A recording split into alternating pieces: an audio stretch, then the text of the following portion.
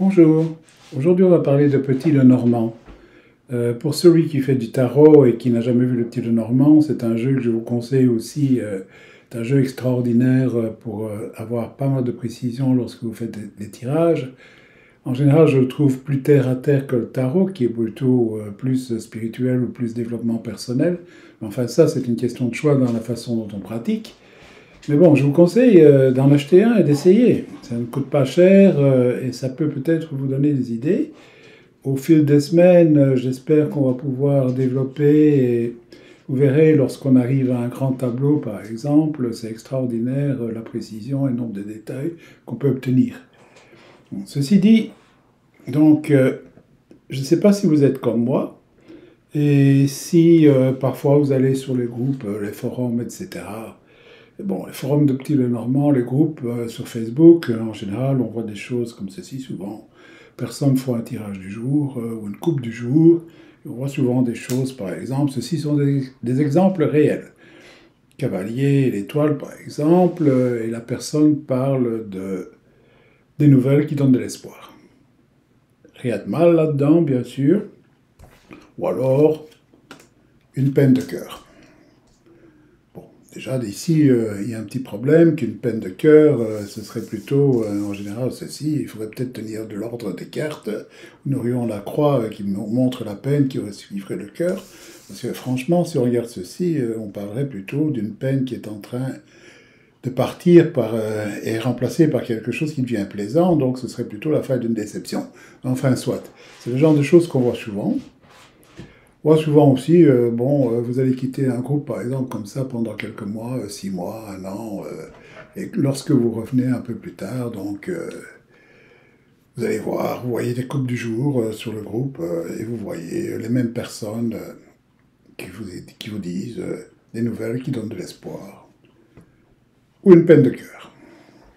Bref, 6 mois ont passé, 1 an, parfois plus, et qu'est-ce qu'on voit? Aucun progrès. Bon, là, on peut se poser des questions, et je ne pense pas que c'est parce que les gens ne comprennent pas ou les gens ne savent pas comprendre, c'est pas possible. Il y a tellement qui font ce genre de choses qu'il doit y avoir une autre raison. Et à mon avis, c'est une des choses importantes, et c'est pour ça que je voulais en parler avec la première vidéo ici, c'est que la façon d'étudier les cartes n'est probablement pas la plus efficace. C'est souvent ce qui arrive. Il y a 2 problèmes là-dedans. Quand je parle de façon d'étudier qui n'est pas efficace, c'est-à-dire, j'entends par là l'étude, la pratique, la mise en application, etc. Et on sait bien que le temps pour chacun est limité, mais bon, il faudrait quand même regarder un peu la meilleure façon de travailler à ce moment-là pour voir un petit peu comment on peut optimiser. Et il y a surtout 2 points qui sont importants à mon avis avec ceci. Le premier, c'est que la façon d'étudier de définition des cartes, par exemple, n'est pas optimale. Et la deuxième chose, c'est que la façon de pratiquer n'est pas optimale non plus. Ce qui fait que l'ensemble donne un gros problème, c'est qu'on arrive, comme on voyait avec ceci, je peux vous montrer encore d'autres exemples après, par exemple, on arrive à des banalités de style peine de cœur ou des nouvelles qui donnent de l'espoir. Ce sont des platitudes qui veulent rien dire absolument. Vous savez, des nouvelles qui donnent de l'espoir, vous pouvez en avoir 50 différentes sur la journée, c'est peut-être des petites choses. Il y a ma voisine qui est contente, il y a eu... j'ai écouté la radio, et bon, j'ai bien aimé l'information, il peut y avoir des tas de trucs qui sont des nouvelles qui donnent de l'espoir.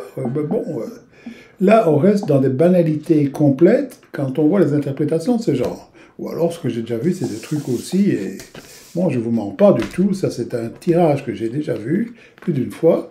Et cavalier, vous avez le vaisseau, et vous avez l'anneau, et l'interprétation de ceci était, vous allez rencontrer quelqu'un qui vient de l'étranger et vous mariez avec.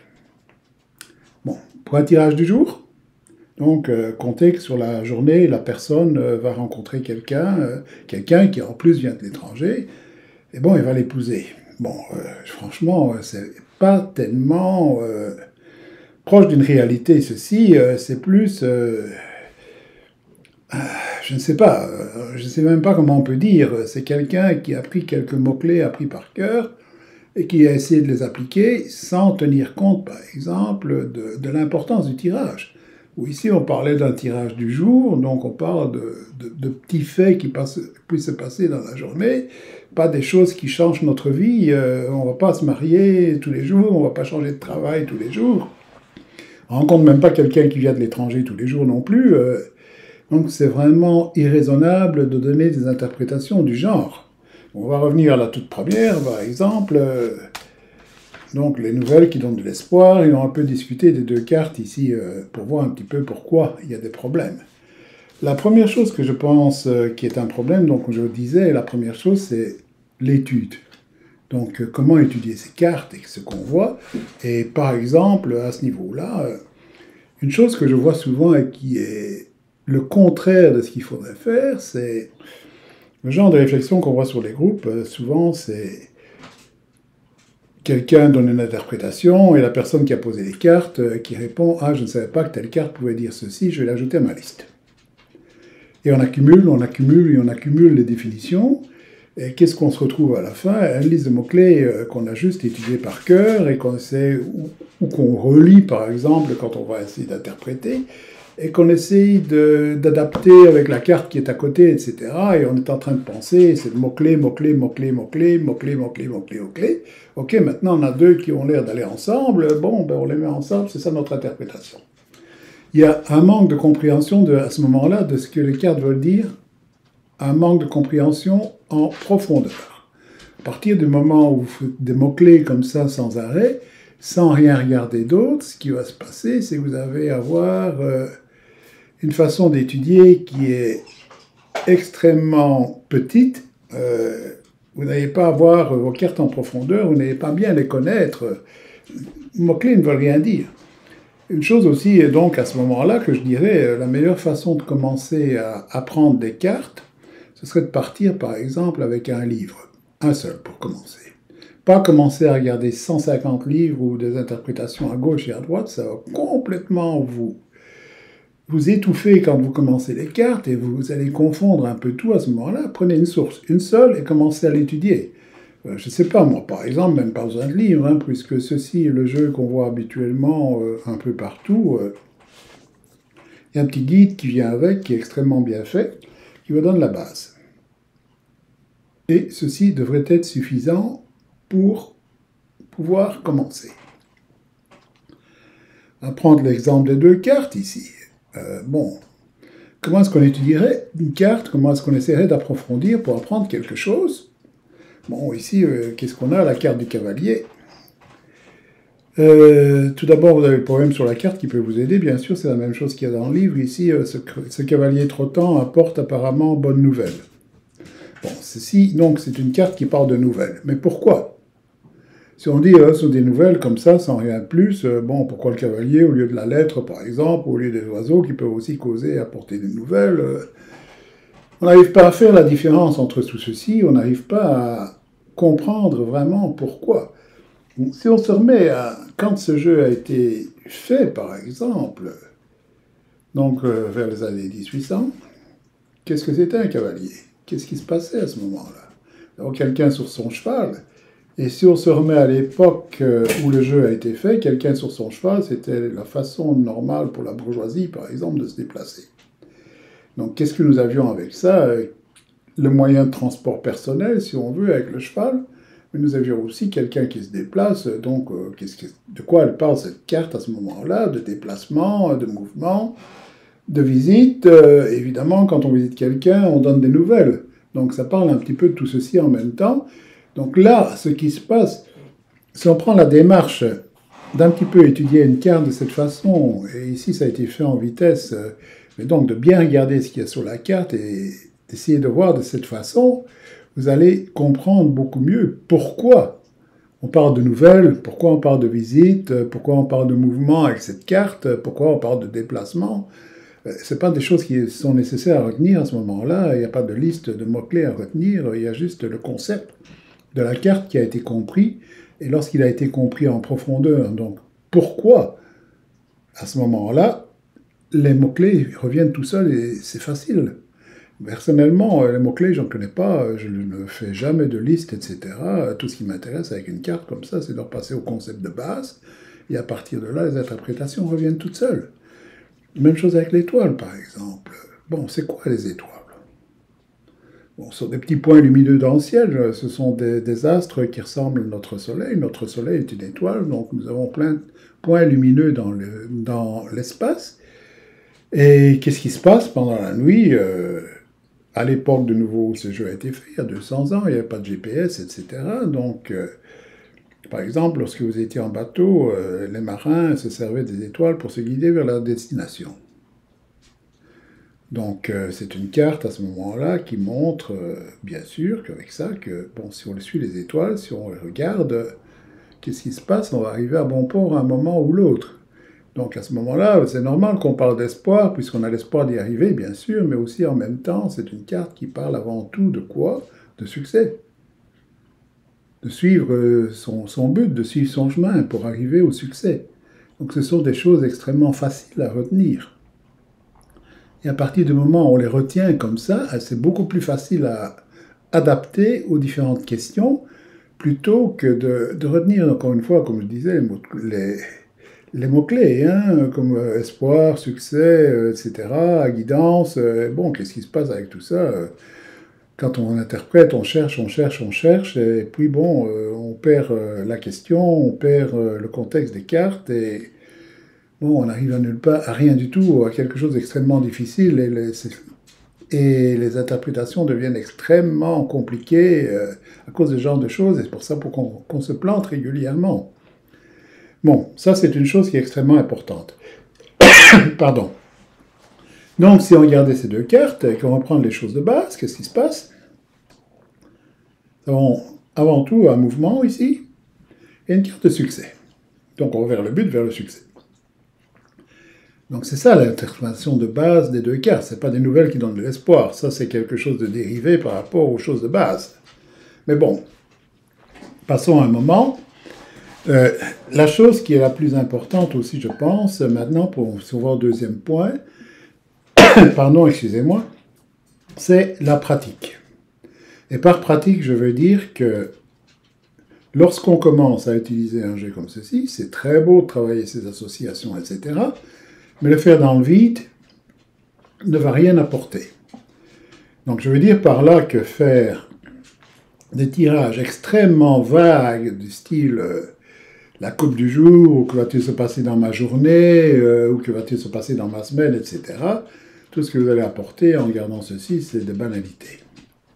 Et pas commencer à utiliser les cartes avec précision, tout ce que vous allez faire, c'est juste dire, comme on disait tout à l'heure, des nouvelles qui donnent de l'espoir, des choses qui ne veulent absolument rien dire. Pourquoi je ne sais pas pourquoi on voit tellement ça sur les groupes, etc. C'est quelque chose qui ne va jamais vous aider à progresser. Parce que bon, d'un côté, qu'est-ce que vous allez faire quand vous dites des nouvelles qui apportent de l'espoir? Vous allez juste utiliser les mots-clés que vous connaissez, sans augmenter votre vocabulaire. Pardon, excusez-moi encore une fois. Et d'un autre côté, vous allez juste essayer de confirmer ce que vous connaissez des cartes. Dans le style, bon, qu'est-ce qu'il y a eu dans la journée vous allez commencer à voir où j'ai eu des nouvelles, ici, à gauche, à droite, et quel genre de nouvelles, est-ce qu'il y en a qui m'ont donné de l'espoir, et vous n'avez jamais regardé à autre chose. Du style, par exemple, je sais pas moi, à la radio, quelqu'un dit notre équipe de football qu'on aime tant a gagné, par exemple, ça c'est des nouvelles qui donnent de l'espoir, par exemple, mais en général les gens n'y pensent pas parce que ce ne sont pas des choses auxquelles on pense à première vue quand on voit des cartes comme ceci, mais bon, ce sont des choses qui existent aussi. Alors, la meilleure façon de pratiquer pour moi, quand on commence, c'est de toujours poser des questions assez précises, assez détaillées. Le plus précis la question, le plus précis sera l'interprétation. Par exemple, comme ça, vous avez deux cartes comme ceci, si vous pourriez demander, par exemple, comment va se passer ma réunion au travail, par exemple, que j'aurai pendant l'après-midi ou demain ou quelque chose. Et qu'est-ce qu'on verrait ici? Bon, nous avons une visite ici, quelqu'un qui vient visiter. Nous avons ici comme un guide ou quelque chose du genre, une guidance qui arrive. Donc, qu'est-ce qui se passe ici au total? Si on regarde les deux cartes, bon, ben, il y a quelqu'un qui va venir au meeting, à la réunion, et qui va nous guider vers un but, qui en général, comme on parlait avec le navigateur pour les étoiles, donc il va nous guider vers une solution. Donc, il y a quelqu'un qui va nous apporter la façon de solutionner un problème. Si on parlait d'argent, par exemple, qu'est-ce qui se passe? Comment vont se passer mes investissements? Par exemple, si j'investis de l'argent quelque part, est-ce que c'est un bon choix ou pas? C'est la même chose. Ici, on pourrait dire, les mouvements que j'ai faits avec mon argent, par exemple, avec le cavalier, vont me guider vers le but que je veux atteindre. Hein, puisque, de nouveau, avec les étoiles, en général, on va vers un but, comme on disait, avec les vaisseaux, les marins qui allaient vers un port en se guidant avec les étoiles. Donc ici, bon, nous allons bien vers les mouvements que nous sommes en train de faire, nous allons vers le but que nous voulons. Donc ici, moi, on ne parle plus les mots-clés, comme on voyait, succès, même espoir, guidance, etc. On commence à, tout doucement, augmenter le vocabulaire, comme ceci, pour arriver à quelque chose d'un peu différent et d'adapter plus facilement dans les choses différentes. Si on parlait d'amour, par exemple, bon, qu'est-ce qui va se passer lorsque je vais passer ma soirée avec quelqu'un qu'on pourrait demander? Eh bien, le cavalier peut représenter une personne. Eh bien, donc, je vais avoir une soirée avec une personne, et apparemment, avec l'étoile, ça va être quelque chose qui va être qui va apporter un bon succès également. Donc, ça va être une soirée extrêmement agréable ici, une soirée qui va être très productive et agréable. Donc, voilà. De cette façon-là, on peut commencer tout doucement à augmenter son vocabulaire, et le fait de poser des questions plus précises va justement permettre d'obtenir cette flexibilité. On va pouvoir voir les cartes un peu dans tous les domaines et ne plus rester simplement à quelques mots-clés qui sont juste en général juste un peu de banalité qu'on dit et rien d'autre. Donc vraiment ici, il y a une façon de travailler qui pourrait aider beaucoup. Au lieu de faire un tirage du jour, comme je dis, tous les jours, posez-vous des questions un peu plus concrètes. Et si vous êtes à court de questions, il y a bien des émissions de télé ou d'autres choses où vous pouvez poser des questions. Que va-t-il se passer avec tel personnage dans mon émission, ce genre de choses. Il y a toujours moyen de trouver quelque chose à poser. Bref, ceci est, je pense, la meilleure façon de travailler. Et ce que je conseillerais pour commencer, c'est de prendre le jeu, d'aller voir toutes les cartes une par une, et pour toutes les cartes, essayer de faire un peu la même chose, de voir quel est le concept de base, et à partir de là, essayer de voir comment les petits mots-clés que vous avez, etc., peuvent s'associer avec ce concept. Et donc de retenir ici vraiment le concept de la carte, plutôt que toutes ces listes qui, à la longue, sont complètement inutiles, parce que, bon, imaginez que vous retenez 10 mots-clés par carte, ça vous ferait 360 pour le jeu complet, et dans tous les domaines différents, bonne chance, vous n'allez jamais retenir tous.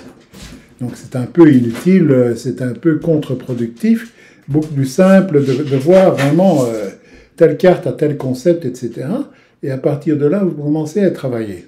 La semaine prochaine, on va un peu bâtir à partir de là, et on commencera à faire quelques petits tirages pour voir comment on peut adapter. Bon, sur ce, je vous souhaite une bonne semaine et donc un bon travail avec ceci. À la semaine prochaine, et merci.